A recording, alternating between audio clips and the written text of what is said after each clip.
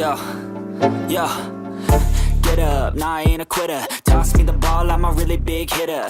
Big picture, I'm a straight killer. Rising the song to the highest bidder. Got juice, got gas, I'ma move fast. New shoes, new tracks, like who's that?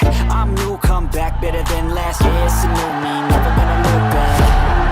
Never gonna look back. Cause damn, I was built to last. You move slow and I move fast. And that's facts.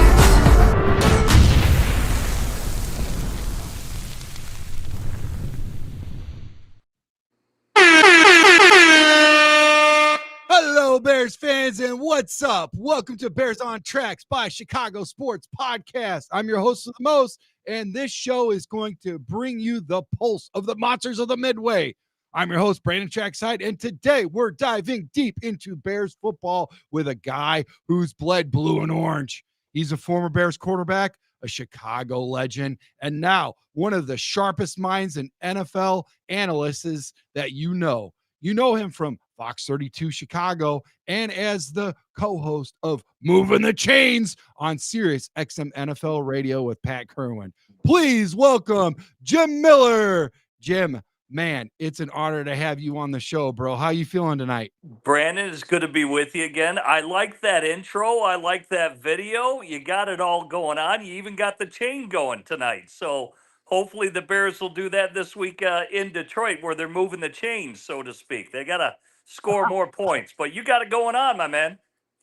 Yeah, thanks, man. I appreciate it, man. I tell you what, I'm doing everything I can to keep the good mojo going because right now, you just finished 4 hours of radio. You've heard it all, man, and it doesn't sound good out there at all.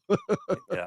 Well, I mean, there's a lot of yeah, like anything else, the first week of the season, you look at the Dolphins, you look at other teams that really struggled. Certainly the Bears giving up, having the lead by over 10 points and giving it up. Everybody thinks it's doom and gloom, but it's not how you start, it's how you finish. They're going to correct a lot of things. I believe as a football team, and they'll work it out. They're just in the infancy stages of what Ben Johnson is trying to do.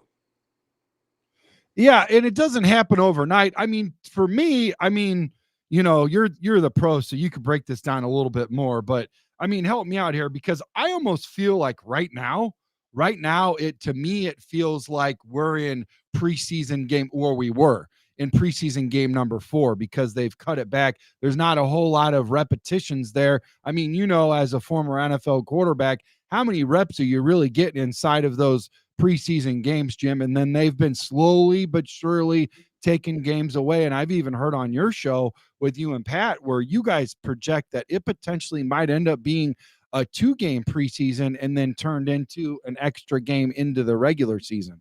Yeah, I think eventually it's going to get to that. The collective bargaining agreement is going to grow. That'll be the next bargaining chip from the NFL as they're going to propose, obviously, an 18-game season. I think the NFLPA, the players union, will agree to it. It'll go down to 2 preseason games, and you kind of already see it. There's a lot of teams that are doing these cross scrimmages. The Bears were involved in it, right? They had a cross scrimmage against the Miami Dolphins. That's where you can really script things, get your good situational work done, I think, against other teams. And a lot of times the veterans, they get all the work during that week, during those cross scrimmages, and they don't even play in the preseason game. And that was kind of the example of the Bears this year. That cross scrimmage against Miami, basically none of the starters played in that preseason game, essentially.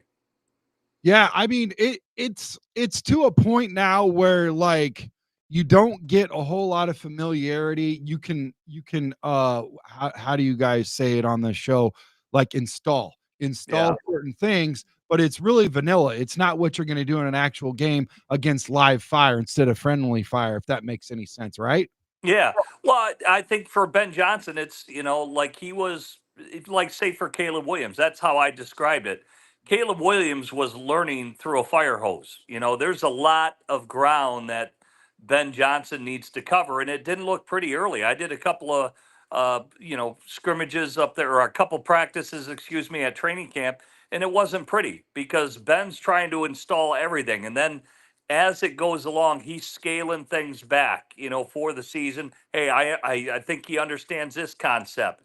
He understands this concept. We'll focus on those. He doesn't quite have this concept down yet. So they're scaling it back, and now it's more game plan. So they still got a long way to go. And again, he's a first year head coach. He already mentioned he made mistakes the first game. We can talk about the Cairo Santos, him not kicking the ball through the end zone, maybe just kick it out of bounds if he doesn't have the leg. And so coaches learn on the fly too. He's a first year head coach. I think the Bears are and the fans are going to have to be patient. He's got to grow as a coach, and they can't make the same mistake that you're just going to ship this guy out the door too. He's not responsible for the sins of the past that we've talked about. Give him time, let him mature, let him marinate a little bit. Just no different than Caleb Williams as a young quarterback. Oh, I agree, man. And I tell you what, talk about the massive matchup that he's got coming in right now. There's a lot of pressure there. I mean, talk about going into what this means, going back into your old team where everything was like, I wouldn't say at his beginning, like his genesis, but it really, there was a full body of work there. And that full body of work took him into the building of where he is today. And with all due respect, I feel like it was the most coveted coach out of all coaches, and the Bears won that. But coming up, Ben Johnson, our new head coach, taking the Bears back to Detroit to face his old squad, the Lions. Man, let's break that down and let's get into it a little bit. And this segment is just basically about Ben Johnson's return to Detroit. And going into week 2, this is really spicy. Heading back to Detroit. He was the offensive coordinator for the Lions from 2022 to 2024. And like I said, this is only his second game, like you mentioned, as an NFL head coach facing Dan Campbell. I mean, his former boss. It's the first time since Sean McDermott in 2017 that a new head coach is going up against the most recent mentor this early in his career. Historically, new head coaches are just 2-6 in these spots. But what's your take on this challenge with Ben Johnson as he faces going into Ford Field, a team like the Lions, where he knows, this team inside and out, and they know him also? Yeah, I think that's one of the reasons why Ben Johnson took the Bears job. He was coveted by other teams, whether it's Jacksonville, other teams out there that wanted to sign him. But what was intriguing probably for him, for the Bears, he knows the division. All right. Like even last week against Minnesota, he knows how to game plan against the Brian Flores defense. He's seen Jeff Halfley, the defensive coordinator, up there in Green Bay, and he knows Matt LaFleur. And the same thing with Dan Campbell. He knows a lot of the inner workings of how Dan Campbell thinks, how he wants his offense to be structured, how he wants his defense to be structured. So he comes with intimate knowledge about the division, which should serve him well. Now, the key for the Bears is, like I said, this is the infancy stages, and you look now. Dan Campbell's in year 5, and Ben Johnson was a big part of helping to build the Lions to become the division winner. They were 15-2 last year. They led the NFL in offense, and Ben Johnson had a lot to do with that. But it doesn't happen day one. I just remember when Dan Campbell took over as the head coach. Remember everybody laughing at him at his opening press conference? He said, "Hey, we're going to be tough. We're going to bite kneecaps. We're going to scratch. We're going to claw. We're going to do whatever we can to get a win." And everybody kind of laughed at Dan Campbell. It's like, "Oh, who's this meathead taking over the Lions, saying they're going to be tough and they're going to bite off kneecaps and all these things?" Well, nobody's laughing at Dan Campbell now, are Well, they? at your level, they probably were. They're like, that's cute. But at my level, where I'm at with the chain and everything, I ate it up, dude. I loved it. Okay. I was like full meatball mode. I'm like, kneecaps. Yeah, let's go. You know what I mean? So not against us, of course, but when you hear that, it just the bravado and everything. And I'm like, this is the dude. This is when you hear the stories, and I remember a little bit, obviously not nearly. You forgot more about football than I'll ever learn. But, the whole thing about, Ditka and all that stuff and all the stories, Buddy Ryan, I eat that stuff up, dude, Yeah. and Well, so this guy, he kind of gives you that feel, you yeah. know what I'm saying? Well, I think Ben Johnson looks like he's going to church on Sundays when he's in his in his uniform. I mean, he does. He's got that Yeah. clean cut face, but make no mistake, Ben Yeah. Johnson is a very competitive individual. You can see the steam and when he's Yeah. hot, when things aren't going the way he wants it to go, because he wants it to look a certain way. And, but Yeah. you could see it happen in the game last week with the false starts, how it started, and then everything just started to unravel. You could kind of see the steam getting rising coming off the head of Ben Johnson because it's not where he wants it to be, and we all want it now. Certainly, everybody wants the Bears to win now, but it's going to take some time. Again, year one of Dan Campbell, it wasn't so good. By year five, they're winning divisions and trying to compete to take a run to a Super Bowl. A lot of people thought they were a Super Bowl favorite a year ago. They fell short of that expectation, but boy, they had a really good football team. There's no doubt about it. And Ben Johnson hopes to take the Bears to that level. You know what? And I think for him, the sky's the limit, or the limit's the sky. And earlier when you heard, and I got some videos I want to share with you. I know you're on a tight crunch, but No, we're good. here's the deal, man. I tell you what, I eat this stuff up. This is great. Like, they asked him a question, you've already unpacked it. They keep asking the questions about. Well, let's just go ahead and play it. Let me finish typing Sure. this out to Matt real quick. Matt's one of our co-hosts. He's been on with you before when you've been on. But dude, I tell you what, his everything that he says is just like, we've been needing it. Like, we're like hungry for this. It's like manna falling from the heavens when he talks, and it's not Yeah. this hits philosophy where the hitch gave us the shits, because it was cool, but, like, I like this guy, like, I don't know what it is. It's just something different. I don't know if it's here to stay, if it's good, or how you feel about that. I tell you who I really like, and he is like the spitting image of the dark side, is Green Bay's head coach. That guy.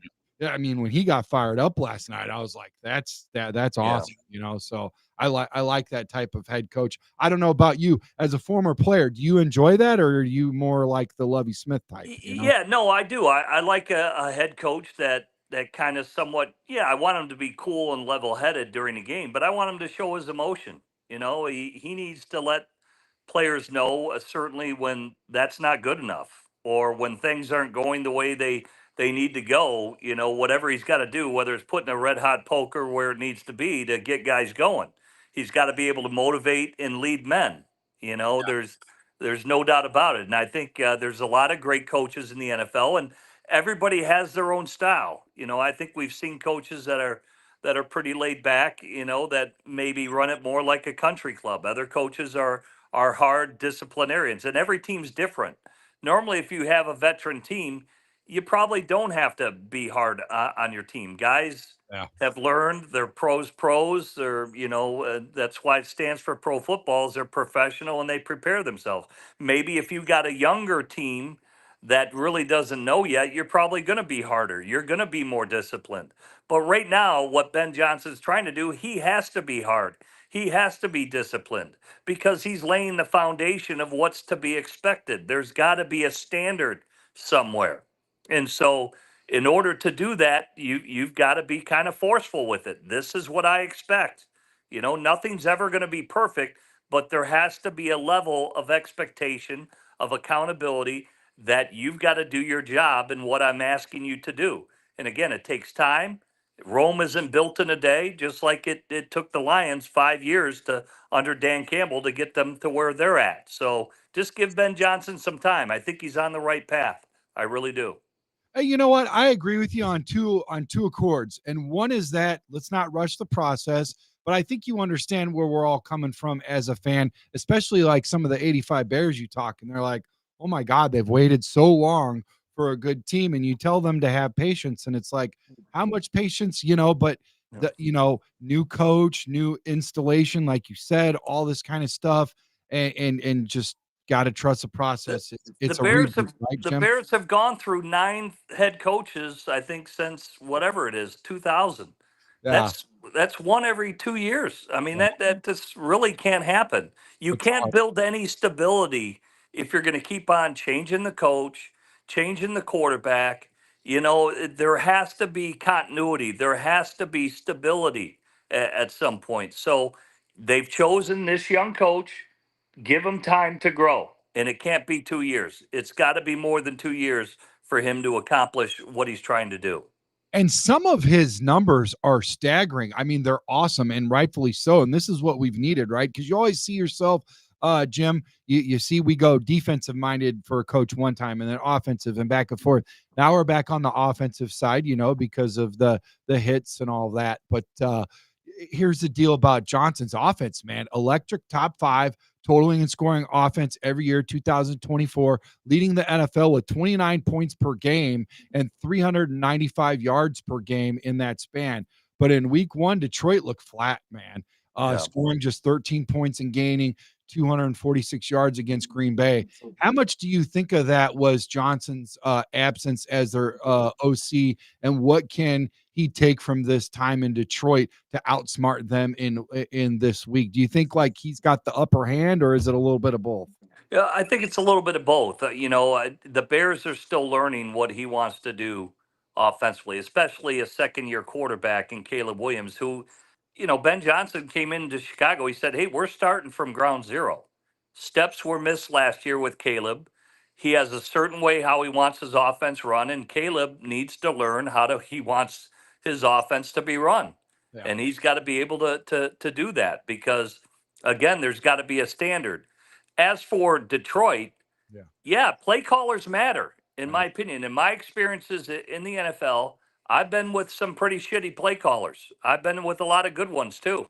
Yeah. And it matters. Everybody falls into what we call tendencies. They have a tendency to do certain things in certain moments of a game, situationally, of what they hang their hat on. And so play callers are guilty of it too. And that's why when you hear about, remember Greg Williams, everybody was always on Greg Williams. Greg Williams is going to blitz you. If it was a gotta have it play in a game, he's running all out blitz. As sure as I'm sitting here talking to you on the Chicago Sports Podcast, that dude was going to blitz at a key moment of it in a game, and you better be prepared for it. So you get to know play callers because they all have tendencies in what they do. Now, if they scout themselves, we call it, self scout and say, "Hey, I'm falling into a tendency here. Hey, coach, you're starting to do this on a repetitive nature that you got to get out of this trend." Otherwise, other teams, they're too smart. That's why they game plan. That's why they collect all that data, because they're looking for trends. They're looking for probabilities. They're looking for predictabilities. And if you start falling into those trends, you're going to be exposed. I agree with you wholeheartedly. And, I'm so grateful to have you on the show because you played quarterback in this league and the Bears Lions rivalry is always heated, Jim. Yeah. Johnson's now the first OC to leave the number 1 scoring offense for a head coaching gig since Kyle Shanahan in 2017. Seems like forever ago. We're almost on a decade now. The Bears scored 450 plus points just once in NFL history back in 85 when they won it all. What does Johnson need to bring? What do you think he needs to bring that kind of firepower to Chicago? How could he do this, especially in this game where he's got like the ultimate chess match against his old team, Yeah. And there's challenges. There's certain matchups within this game that he's going to try to take advantage of. But first things first, do the Bears have the players to do what he wants to do offensively? I would say yes. They've invested in their offensive line. They've got really good skill position players, in my opinion. DJ Moore is no slouch. I like Rome Odunze. The tight end position to me is solid. They drafted a burner in Luther Burden. Swift, I think, is more than capable, and he knows the offense at the running back position. So, yeah, they have the players. But again, it's a second-year quarterback in a new offense. Okay, so Caleb is still very young, and probably things are swimming pretty fast right now. And again, as a play caller, you can only call what your offensive players can handle. Now, I think DJ Moore, being the veteran he can probably handle anything. I think Cole Kmet can probably handle anything. I think Swift can probably handle anything. But for Caleb, because he's new in this offense, it's probably happened a little fast to him. So it's going to take a little time for him. Because again, as a play caller, you can only call plays of what your quarterback can handle. Certainly, it's about the other 10 guys, but your quarterback is in charge of a lot. And until Caleb gets it all down, like what Jared Goff has done as a veteran quarterback, Detroit could do anything. I mean, there probably wasn't a play call in the book that Ben Johnson was scared to call because he knew that he trusted his quarterback could get it done because he's seen everything. He knows all the looks. He knows the playbook inside and out. He can expose the mismatches that are out there, and he's running it and he's seeing it like the head coach. Caleb's probably not seeing it like the head coach right now, and that will take some time. And I'll tell you what, it will take some time. And it was like, I'm glad you asked, you brought up golf because that's important because that's where we're at right now. And, as far as quarterbacks go, Jim, this game is a showdown because, the installation with golf was phenomenal. For one, I was like, why Stafford? Why did this guy was gold for them? He did great, and I understand, the capital and everything that they did. And I'm like, okay, with all that, you've sold me a cheeseburger. It doesn't stand alone. Okay. I'm not golf for Stafford, didn't work with me. But you want to throw in the supersized fry, you want to throw in the strawberry milkshake, okay, now we can talk. And I feel like that's what they did, Jim. But this showdown between these two guys, Johnson's coach, Caleb Williams for the Bears and Jared Goff for the Lions. Caleb's coming off a week one loss to the Vikings where he went 21 for 35, 210 yards and a touchdown. Okay. No picks and a 86.6 passer rating. Pretty close to his 2024 rookie average. But he also led the team with 58 rushing yards and his first career rushing touchdown. What do you see from Caleb in week one that shows he's ready to take the next step under Johnson's play calling? I thought that first drive and probably the first half, he played pretty disciplined football. The ball was getting out of his hand.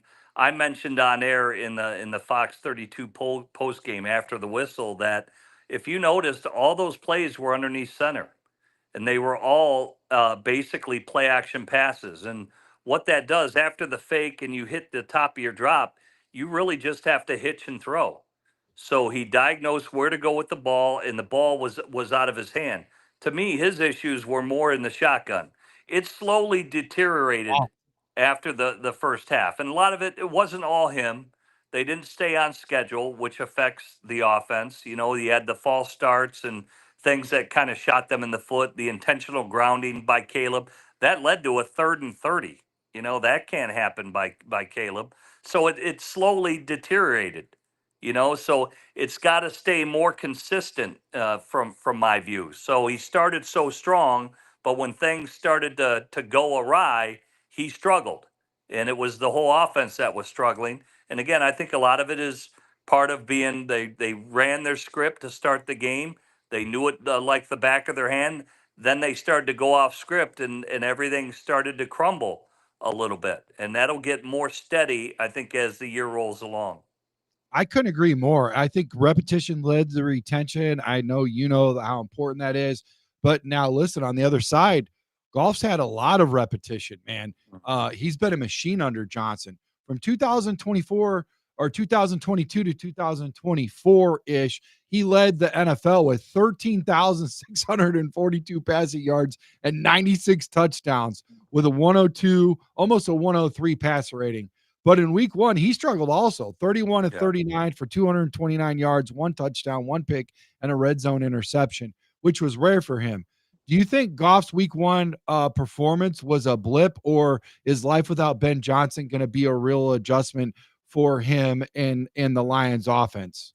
Well, I think it is an adjustment. They couldn't run the ball like they did a season ago, and maybe Frank Ragnow is a bigger loss than what we understand. Because that, to me, Frank Ragnow was one of the strongest centers in the league. So their interior three has really Yeah. changed up for Detroit. I mean, the last 2 years, Detroit had more rushing touchdowns than any team in the league. They had 56. So they ran the ball extremely well. They did not run the ball well at all versus Green Bay, and that set up a lot of 3rd and longs for them. And I think we know Jared Goff, he's a midline thrower. He's not going Yeah. to run away from anybody. He's not as athletic is Caleb is, where he's going to lead the league or lead the team in rushing every week. I want Gibbs, I Yeah. want Montgomery to Yes. lead my team, and same for the Bears. I don't want Caleb to be the leading rusher. Yeah. I really don't. No, I don't either. And you know what? It concerned me. I kind of could see. I mean, you saw every day you'd give us updates, right, on Yeah. moving the chains about what's going on and what quarterback, what running back and all this and that. And like they're dressing one and they got possible and what's I don't know. And now you got I think Monongai's going to get a little bit more, and we'll unpack that in a little bit because I know that's important to you, a solid running game. But I guess here's the big question, Jim: Caleb Williams or Jared Goff? Who's got the edge in week 2? I mean, Caleb's got the best touchdown to interception ratio among number 1 overall picks through 18 starts in the common draft era, but he's also taken 70 sacks, only 2 the last game. So that's improvement, right? But, you know, second most in that group, Goff's got the experience and in a 12 and 5 win-loss record with Johnson.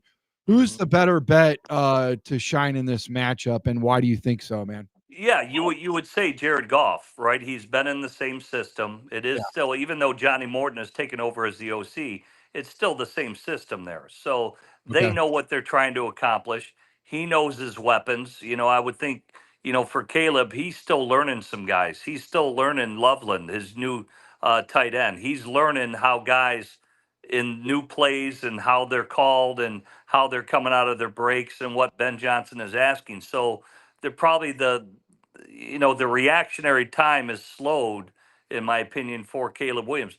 Jared Goff, that offense is the same. He knows Jameer Gibbs. He knows Montgomery. He knows Jamison Williams. He knows Laporta. He knows Amonra St. Brown. So to me, nothing's changed for Detroit other than the play caller. And so I would think you're going to tip your cap to Jared Goff. He's thrown for 13,000 yards over the past few seasons, as you just pointed out. Yeah. Caleb is yet to do that. He hasn't crossed that bridge yet.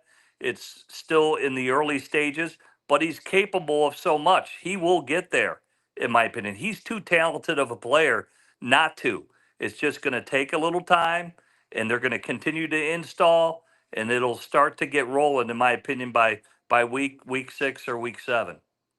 Oh man, I love that. I hope so. And I like how you said that because that's coming out of the bye week and we really need him to, ramp up. I love that.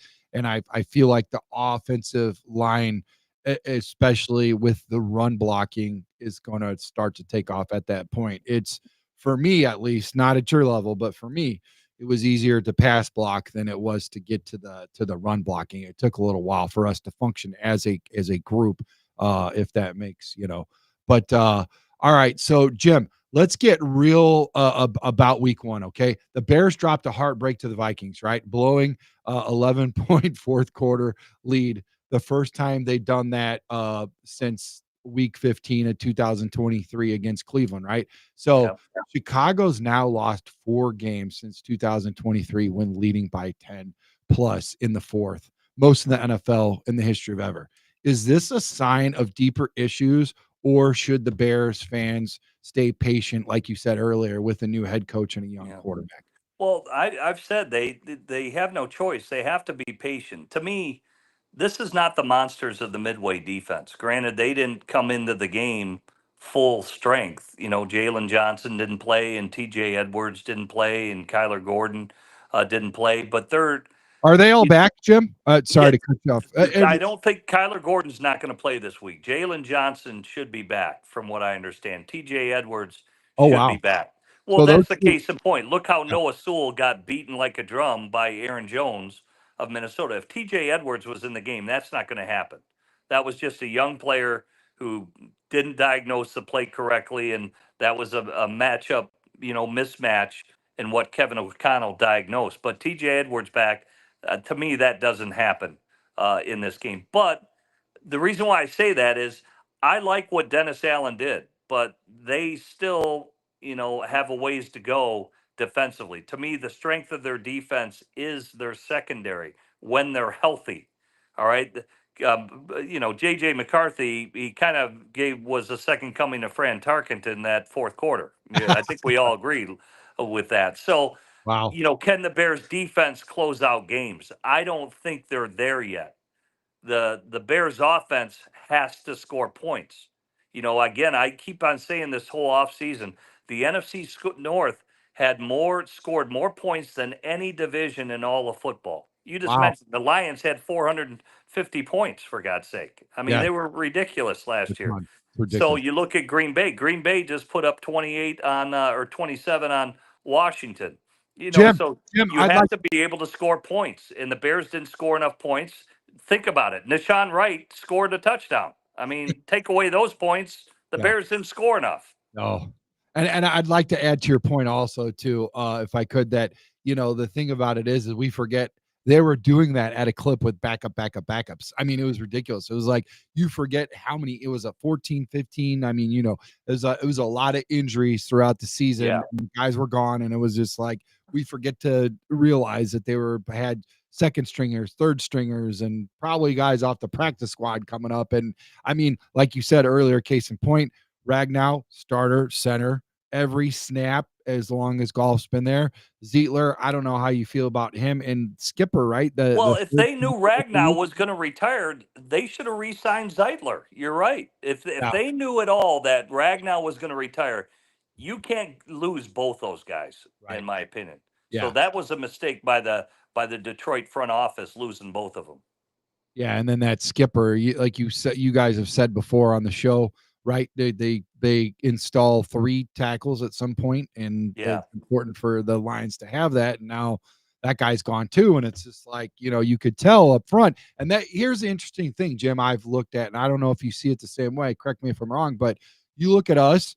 Our strength on defensive line, I feel, is inside, especially if, and I don't know if you could tell us, is Grady Jarrett going to be available? Because if he is, that even solidifies my comment about the interior line and the Lions being weak on the inside of the offense. So that could be a weakness that we could strategically attack, if you will.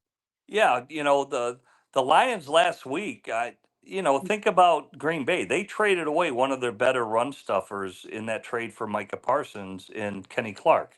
And plus they lost TJ Slayton to the Cincinnati Bengals. TJ Slayton, for the viewers out there, he's about 360 pounds. So Jeez. I thought Green Bay was gonna, not hold up well against the run, because Detroit, that's where, David Montgomery, Jameer Gibbs, they can run that inside stuff. And Detroit tried to expose that, but there was no push last week by Detroit. Glasgow's their new center now. They got a rookie at guard, and they brought in a new guard as well. And they weren't as strong interiorly running the football. Yeah. Now, I'm with you. I don't think Detroit should be able to run it against Chicago for those very reasons. Yeah. Chicago's watching that tape.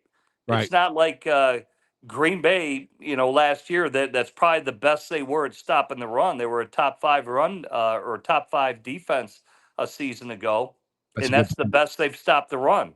And so, if I'm Chicago, I feel pretty good about what I saw on tape, because Detroit could not run interiorly last week. They really struggled against Green Bay. Okay, that's a good point. And like you said, case in point, they're missing their interior. Green Bay is. Yeah. They had to trade something for something, And and Detroit couldn't run. They right, basically revamped their yeah. interior defensive tackles, and Detroit could not run against it. And you got half a sack and 3 rushes for 2.5 million a game. Not saying that he's not worth it, because Yeah. Parsons takes a lot of. He's got a lot of motor, but Yeah.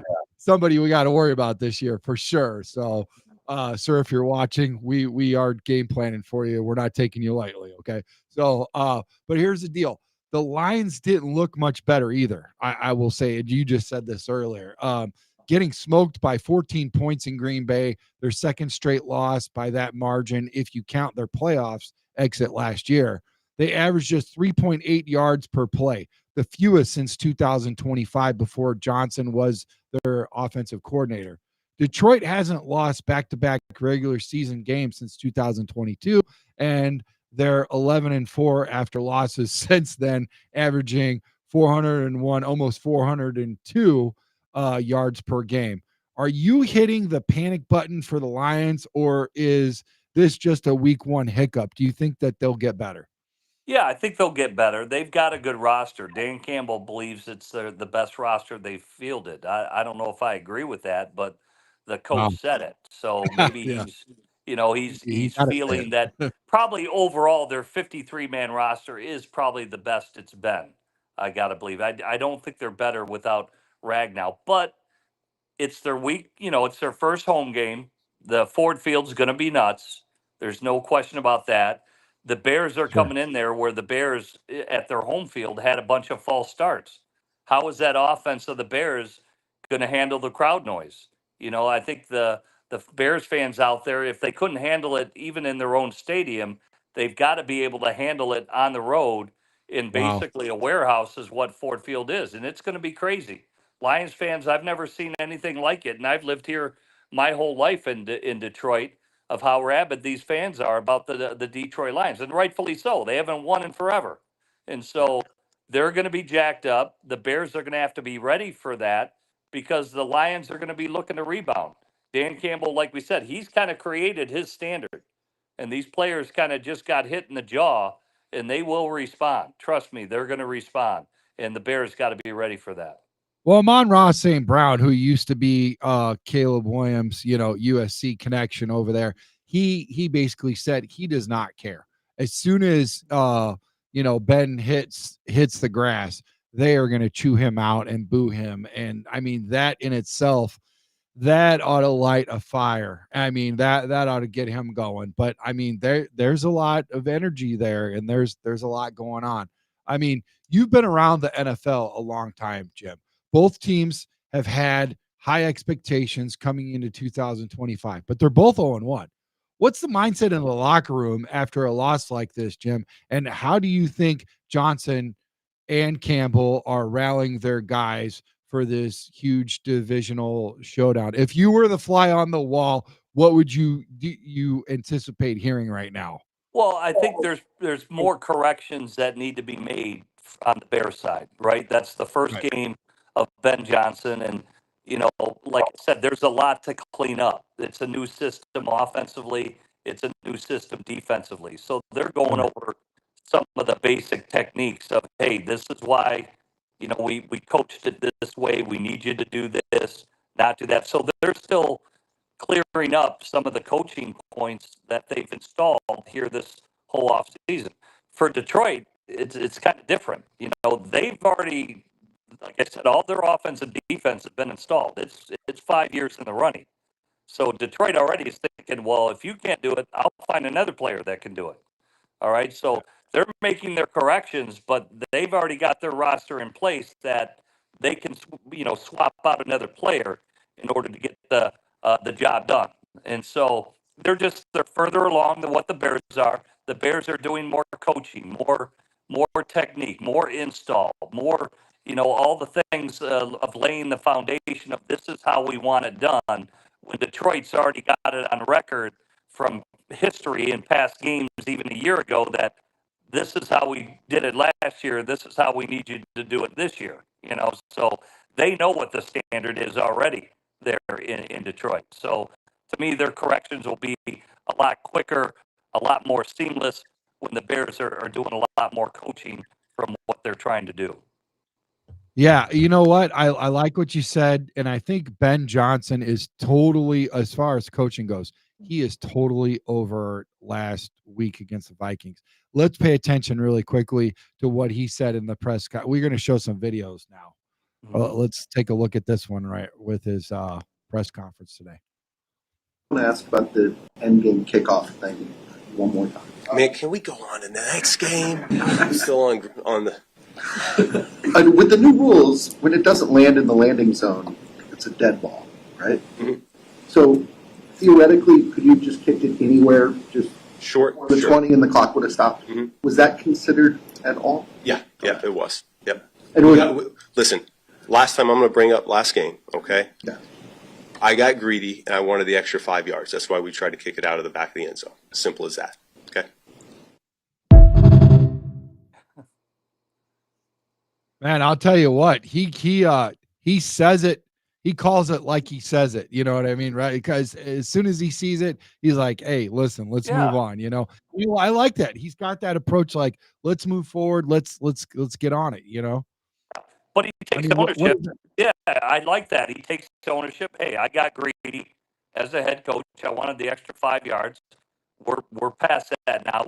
We got to focus now on Detroit. That's over with. There's nothing coach can do about that other than if that situation arises again, he's going to make a different call. He's either going to squib kick it or, whether he chooses to kick it out of bounds, or I see they signed Jake Moody today. Who knows? Maybe Jake Moody's lining up to do kickoffs, Yeah, so there you they've go. I already like it. made the corrections that they need to make for him to make the decisions moving forward that he knows Yeah, he needs to make. But yeah, you again, even in that clip, you see the intensity. You yeah. see the steam coming off of his head. He is not happy. He knows it's not where it needs to be, and he wants it now, just like Bears fans want it now. And he's going to emphasize the point with an exclamation point. Let's, he's not going to forget that stuff. He's going to press forward, but he's pushing it with authority, and he's not happy about it. I love that. Thank you for bringing that all full circle. Here is a Baldy clip. He does a lot of video breakdown, whatever. Let us know what you think about that. We do have a little side audio issue. Maybe refresh while we're watching this. Come right back. But check this out. I'm going to refresh. We'll play the video. We'll both come right back. So check this out. Get your popcorn, fellas. This is a good one. Let's review the end of the game. Clock management by Chicago with 2:05 to go. Down 27-17. Caleb Williams throws this 1-yard touchdown pass to Roma Dunze. When he caught that, there was 2:02 left. Now, this is where the clock management error by Chicago comes in. Cairo Santos is going to kick off. He's going to kick it 7 yards deep into the end zone, and Tyson Chandler is going to bring it out. Why? Because they want that clock to go under 2 minutes. So Chicago can't get a stop at the 2-minute warning. They should have just kicked the ball out of bounds. Who cares about whether you get the ball at the 40 or the 25 to start? The important thing is the 2 seconds, because the Bears only had 1 timeout left. So when Minnesota got the ball, they had 1:55 to go, and Chicago had 1 timeout left. 1 timeout left. That was the important thing. So when Minnesota runs it here and Jordan Mason gets yards and Kevin Byard tackles him, the Bears use their last timeout. They could have used it at 2:02 and still had a timeout left, run 40 seconds more, and gotten the ball back potentially. Yeah, so break that down for us, Jim. What do you think happened there as far as what you're seeing and what Baldy's talking about? Well, first, because the coach said he wanted it to be a touchback. Now, whether Cairo Santos can't kick it through the end zone, that's what the coach was thinking, is that Cairo Santos was going to kick it through the end zone, and it was going to be an unreturnable ball by Minnesota. But by him kicking it only 7 yards deep, you saw Kevin O'Connell on the sideline waving Tyler Chandler out. Hey, come out for that very reason. We want to get the clock running, which is dangerous too, because what if Chandler would have fumbled, right? So there is risk in them bringing it out, okay? But the clock is your enemy at that point. So they wanted the clock to run down, knowing the Bears only had 1 timeout left, and they couldn't have stopped it twice. The issue, too, one thing Baldy didn't bring up, if you remember earlier in the second half, the coach challenged a play by Minnesota, and he lost that challenge, right? It was a completion by Minnesota. Coach challenged it, and the Bears lost their timeout because of the challenge. So that could be another potential mistake by the head coach, because who's ever up in the booth telling him, hey, challenge this play, it's not a completion, da-da-da. But coach said that, hey, I didn't think he caught it, and he ended up challenging the play and losing a timeout. So there was their 2 timeouts. But technically, the clock is your enemy. If you kick it out of bounds, the ball goes to the 40, and then you potentially would have 2 stops of the clock with the 2-minute warning and a timeout that the Bears had left. And if they get the stops, then Minnesota would have had to punt the ball back, and the Bears would have got it back a lot quicker to at least have an opportunity for a game-tying field goal, potentially at that point. So it was mismanagement of the clock. The coach is well aware of it. He basically took the onus of it. He took ownership, said, hey, I didn't want to give him the 5 yards. But really, that's majored on a minor. The bigger important issue is the clock at that point. That's the issue. It's not the field position of Minnesota. It's the clock that you're fighting at that point in time. I hear what you're saying. And again, too, circle all the way back, full circle. You were talking about rookie head coach, prime example. And I think that's where you were kind of going with this. Yeah. Probably some of the things that you saw with your, skilled eye. My first lieutenant, Darius, aka D Nice, Darius Lockhart out of Atlanta. He's just saying bear down. Another guy you'll see Sunday. That is our DJ. We are going to have a DJ this year, folks. He's spun for CHGO, ESPN, Trey Tunes, good dude. I love the guy. He's give you the biggest, burliest hug you've ever could. Well, I don't know. You've played with some pretty big guys, Jim, but you get where I'm going. So we're gonna have a good time, man. As always, brother. We're gonna have a good time as always. And this guy, I'm seeing a lot of this. How do you feel about this? Santos thumbs down, bro. Santos thumbs down from Bears fan 40. Do you understand where he's coming from? Can you see that perspective? Well, I hope Santos knows where he's coming from. They just signed Jake Moody today. Jake Moody was released or waived by the 49ers. He cleared waivers. He's got a big leg. He's been inconsistent, but he's got a big leg. So, yeah, Santos has got to know the situation too. Easy. He might be like looking over his shoulder like, oh, hey, listen. So he came out to Bridges like you did a couple, one time you came out. Well, it was a great time, man. We had a blast. But dude, this guy comes in like, I don't know if you've seen Shrek with your kids way back in the day, but you remember Lord, have you seen Shrek? Farquhar, Lord Farquhar. Lord Farquhar. He comes in. He's got this Ford Raptor, big white Ford Raptor, and the freaking side step comes down.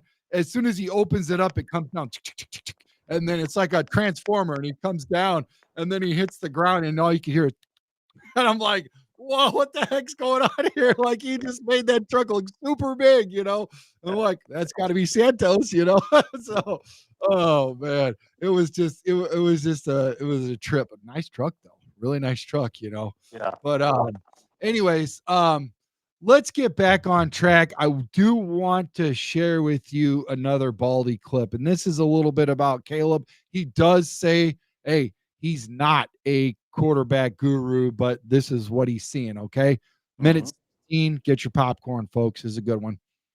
Quarterback doesn't block. The quarterback had his issues. He missed open receivers. The timing between the quarterback and the receivers, I'm not a quarterback expert, so, maybe Kurt Warner or some of these guys out there that do this can explain some things. But the kid is under center. He's making 7-step drops. He's ready to throw. He's hitching, and the guys aren't out of their breaks. The guys aren't looking for the ball. The guys haven't won their routes. Like, he has to move, especially against that front. I mean, that's a talented front. They led the league in takeaways last year. And, thankfully the Bears didn't turn it over, but because it could have gotten ugly. But that's a very, very talented front, as good as there is in the NFL. And so, and just to what they do behind the front, all the different looks that they give you, it's never a clean picture. And when it is a clean picture, I thought Caleb threw the ball on timing a number of times where, he hit the receiver when he hit his back step, and DJ Moore a couple of times and Kmet a few times. But overall, I thought there was a lot of poor timing between the quarterback's drops and the receivers getting opened and what they were designed to do. Let's run with this one back to back right here. Here's another one. Get out. Looking downfield, and Adunze. He caught it. First down, Chicago. Were you not the most elated when you see a play like that? Former quarterback stud Jim Miller. Were you not like that? That's my quarterback. That was pretty cool, right? That was pretty cool. But all the other, as far as Baldy, help us break down what he's talking about. And I'm sure you could take us a little deeper, as he said he's not a quarterback, you know. Yeah, again, I think if you go back to that first series, everything when you're 6 for 6 on the drive, that's pretty clean. He's seeing it pretty clean. And at one point he was 10 for 10 in the first half. So he saw it clean those first, 10 passes. Okay, because they were all completions, they were all on time. He's going to the right guy. It looks the way it's supposed to look. Now, when it doesn't look that way and it's not perfect, that's where Caleb, to me, has got to get better. Let's go back to the 4th and 2 play where he leads DJ Moore too quickly. The pace of the play, the pace of the drop, it was off on that play. And then Caleb throws a 90-mile-an-hour fastball to DJ Moore, who's barely coming out of his break. If anything, that ball should have been on DJ Moore's back hip. And that's where Caleb's got to be able to adjust with his feet, with his pace on the ball, with his velocity to make it an easier catch for DJ Moore. I've always said that your job as a quarterback is to complete the pass. You've got to set the table for your receivers. You don't want to lead them into trouble where they're going to get blown up. So if you got to throw a ball to his back hip to protect him, that's where the ball's got to be placed. And your velocity, your tempo on the ball, where your placement is, has to be perfect in order to do that. Now, if you got to lead him, obviously you lead him into the open area when he's open. But that particular throw, like on the 4th and 2, it's a foul ball. And that's on Caleb, in my opinion. He's got to time up his feet better with the route, knowing that it's press coverage and that it may take the receiver a little bit more time to come out of his break. I'll give you the case in point. How about the touchdown he missed to DJ Moore late in the game? Oh man. Yeah. Dude, those you got to hit those 100% of the time when they're open like that. So it's basically a too high safety look, and there's no reason to lead DJ Moore. He's already open. So just put the ball on him. Again, your goal is to complete the pass. You don't have to lead him. You don't have to make it a super throw. Just put it on him. He was in open area. Just put it right on him, even if it's got to be a flat throw because he was so wide open. So to me, Caleb's got to adjust to that. Don't throw it where you think he's going to be. Dude, he's open. Put it on him. Make him throttle to even make the catch if you have to, because the goal is to complete the pass at the end of the day. Yeah, I mean, him raising his hand, that's like, hey, I don't know if he was like, dude, I'm wide open. Just put it on me. Even DJ was calling for it. Just put it on me. Hey, listen, I love what you said, and back up, you talk about the run game, and let's switch gears over to that because, moving the chains, we got to get you out of here. Jeez, over on the Bears side, DeAndre Swift, you talked about earlier, he led with 17 carries, but only managed 53 yards against Minnesota, and they've got a tough front, right? I mean, you'll testify to that, right? They got a pretty I agree with Baldy. They give you a lot of looks. Brian Flores does a lot of different things, and Van Ginkel, they got a good group now. They can get after you. I mean, do you think is Swift the answer in the backfield, or do the Bears need to lean more on Caleb's legs or playmakers to move the chains? Wink, wink. I think it's a little bit of everything. I mean, Ben Johnson structured the Lions offense to be run by committee. It was Gibbs, who's more the lightning guy. He's got a big strike, big playability, can come out of the backfield. And then we know David Montgomery. David Montgomery's a rugged, rough runner who can make guys miss, but he's going to get the hard-nosed yards.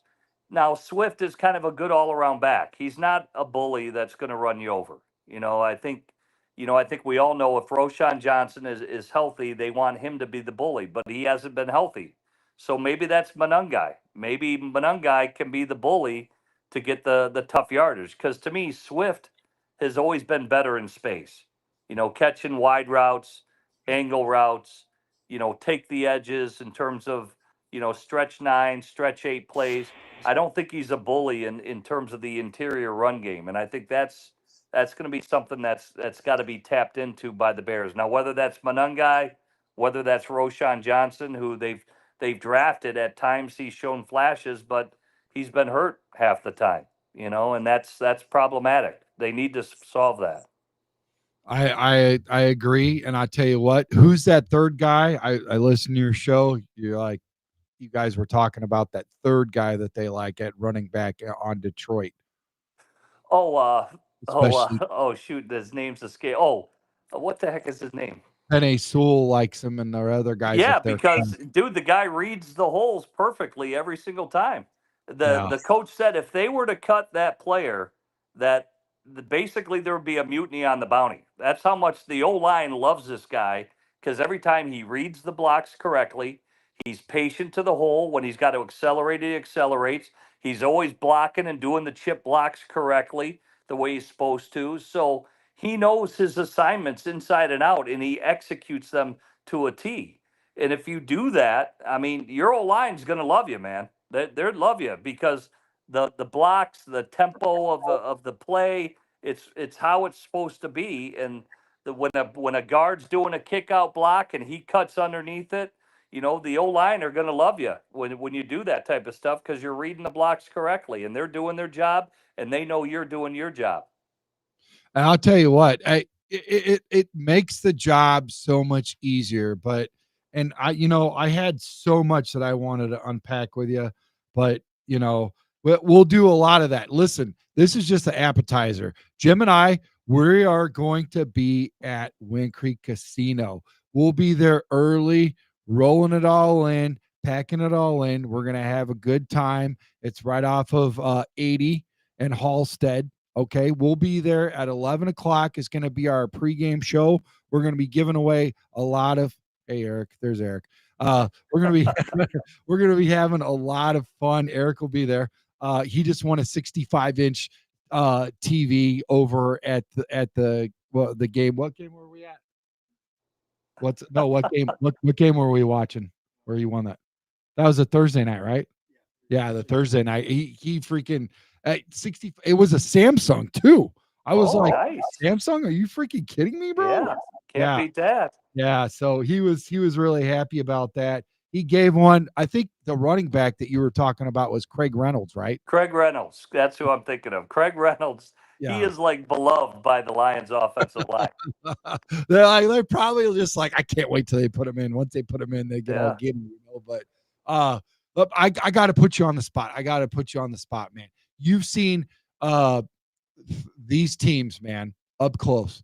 You've played them in this rivalry, and you know what it takes to win the NFC North, man.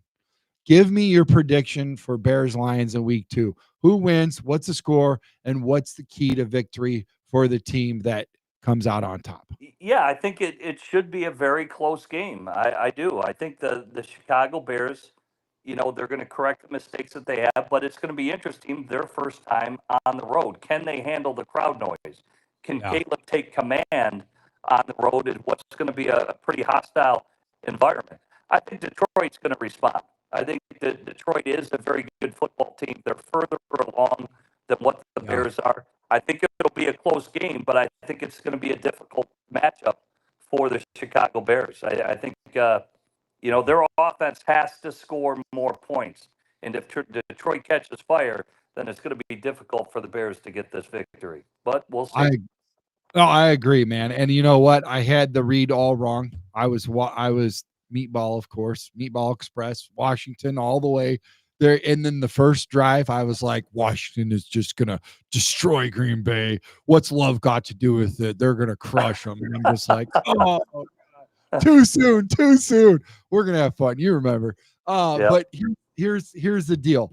I want to show, speaking of Green Bay, this guy, MPP, man, check him out. Micah Parsons. Watch this guy, man. This is a 2-minute, 32-second video. Bear with us, and then we're going to close it out. Thank you, guys, everybody. Make sure you hit that like and subscribe button. Chicago Sports Podcast. See you at Wind Creek Casino, 11 o'clock, 80.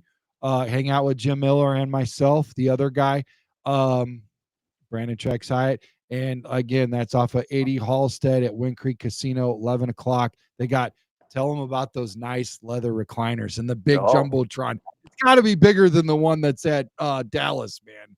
The sports book's pretty nice. That sports book room, they got it all going on in there. That's for sure. Nice one and heck relaxing. of a sport. One heck of a sports bar. All right, get your popcorn. Check this out. Last video. This is on me. For the second week in a row, the Packers defense was dominant. But in the spotlight, and the best player on the defense, Micah Parsons. Like, he beats the left guard here. Biotis tries to hold him out. He spins and says hello to Jaden Daniels. I'm going to be here all night, opening in the game. They line him up everywhere. There he comes on a little twist stunt, and now the right guard's got his hands in his face. They throw the flag on it as he hits Jaden Daniels right here, and the flag comes out. He drew 3 penalties in the game. Here he is over the right tackle, the rookie. It really wasn't a fair fight. Like, he beats him cleanly inside right here. All right. It was one win after another all night long. Even when he drew 3 guys, like he does right here, he makes them look bad, beating the right guard, right tackle, and the running back right here, forcing Jaden Daniels to move, getting him off his spot. You watch him right here against Tunsil. Here he's coming. Now watch this change of direction right here. He's gotten Jaden Daniels backing up, moving all over that Packer logo right there. Like, it was just relentless pass rush effort. Like, here he draws his 3rd penalty of the night, the hold right there on the right tackle, and he still gets home. And him and Edgerrin Cooper get the sack. Like, you watch him right here. It's just the silly season, the stuff that they would do to him right here. I mean, it's truly like, I don't know what that is. Like, that could have been a 4th penalty easily. Like, he's just shot out of a cannon. Here he comes. And now Jaden Daniels, who is elite as anybody on the move, like, really has no chance, being chased all night long. Oh, man. By the late in the 4th quarter, they figured out the only way to slow him down is to hit him with 3. The back chips him. The left guard hits him, and he got him down. But even on the final play of the game, one more love tap to Jaden Daniels, just for good time's sake. Love tap. Before he went and talked to the guys at Amazon right here. One more love tap. What a performance. Best player on the field. What a defense this team has. Wow. Yeah, Baldy's right about all those, but that's a bad job by the tackles. Both Laramie Tunsil, who's a veteran, and granted, I know Coleman left the game, and they brought in the young player, who was the player they brought, Paul, I believe they brought in after Coleman left the game. You can't get beat inside.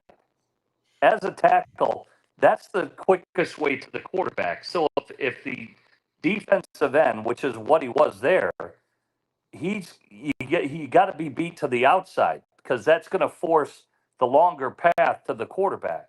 So both Tunsil and the right tackle of Washington, the next time, and they should already know that because they played him. They were in division against Parsons.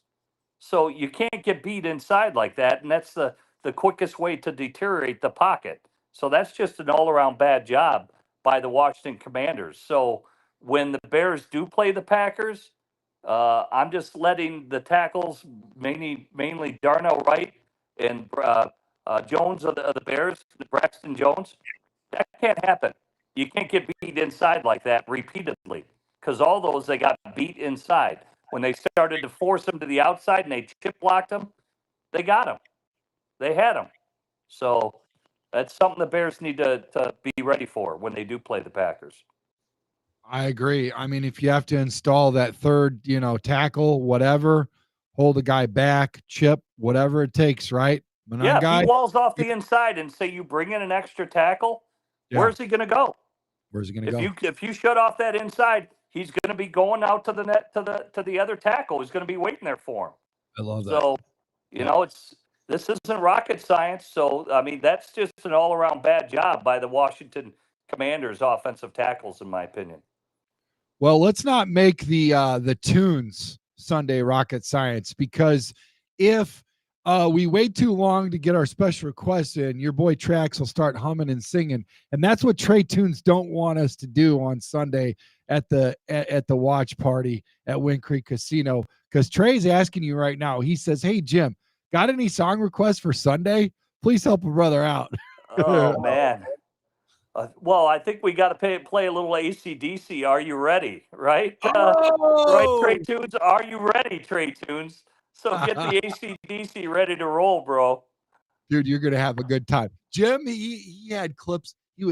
They put up. Remember the big, massive. The super fans had that big Bears hat, the big orange hat, and you put it on. Yeah. Oh man, we had a blast with those guys. It was such a good time. Such a good time. Well, we're gonna have a good time Sunday. It's gonna be a nice. Hopefully, a lot of people come down. Wind Creek Casino. It's a great place, and we're gonna have a ton of fun for this Bears game. Yeah, Shamika, the fan of the year for the Bears, she's going to be up there. I guess she had one from Otis Wilson and them. They were going to have a watch party. That got postponed till mid-November or something. So everybody that was going there potentially is gonna, hang out. So yeah, it'll be cool, man. We might have to get some extra tabletops and some chairs and see what's rocking, man. But Jim, this was an absolute blast, man. Breaking down this Bears Lions showdown with you. You dropped some serious knowledge, and Bears fans are going to be fired up for this game. Before we let you go, though, what's next for you? I mean, you're killing it on Fox 32 Chicago and moving the chains with Pat Kerwin on SiriusXM NFL Radio. Any big projects, except for the one with me, of course, or hot takes that we should be looking out for, man? Is there anything that you want to share? No way, man. I'm focused in on this season. I'm nothing but football for 6 months, man. I'm pricking it up.